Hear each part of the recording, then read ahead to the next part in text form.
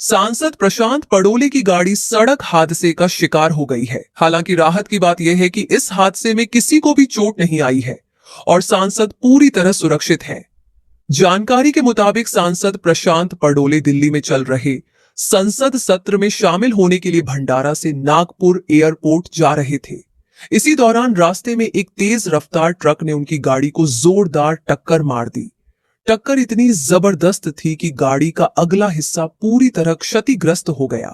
हालांकि गाड़ी में मौजूद सभी लोग सुरक्षित बताए जा रहे हैं। बताया जा रहा है कि जिस सड़क पर यह हादसा हुआ वहां पहले भी कई दुर्घटनाएं हो चुकी हैं। ये इस मार्ग पर तीसरी बड़ी घटना है, जिससे सड़क सुरक्षा को लेकर गंभीर सवाल खड़े हो रहे हैं। फिलहाल हादसे के बाद सांसद प्रशांत पडोले सुरक्षित हैं और आगे की यात्रा जारी रखी है।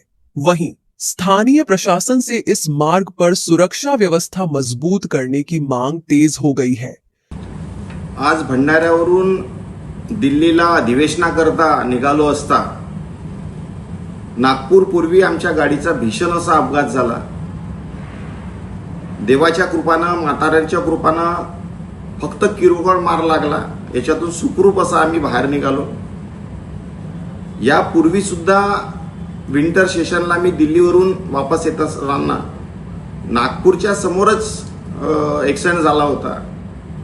मनात एक विचार येतोय की हे घातपात तर नाही ना। 4 दिवसापूर्वी सर्किट हाऊसला बसलो असता, तिथं सुद्धा भीषण अशी आग लागली। अर्धा मिनिटात मी त्या रूमच्या बाहेर नसतो निघलो तर काही घटना घडू शकली असती। आम्ही जनतेचे प्रश्न वारंवार मांडत असतो। यामध्ये रेती mafia, RTO mafia, drugs mafia यांच्यासोबत आम्ही लढत असतो। मनामध्ये विचार येतो की यामुळे तर आमच्यावर घातपात तर होत नाही ना। जनतेच्या कामासाठी 300 ते 500 किलोमीटर डेली आम्ही फिरत असतो। मी वारंवार सरकारला आणि अधिकाऱ्यांना पत्र लिहिले की आम्हाला सिक्युरिटी देण्यात यावी। सिक्युरिटीच्या नावावर फक्त एक सिक्युरिटी गार्ड त्यांनी मागच्या विंटर सेशनमध्ये ॲक्सिडेंट झाल्यानंतर त्यांनी दिला।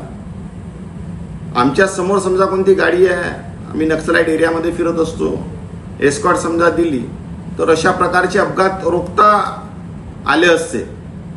मी सरकारला विनंती करतो की आमच्या मनामध्ये शंका आहेत आणि याच्यासाठी तुम्ही आम्हाला सिक्युरिटी प्रोव्हाइड करावी। अन्यथा आमच्या जीवाला काही कमी जास्त झालं तर सरकार आणि अधिकारी जिम्मेदार असतील।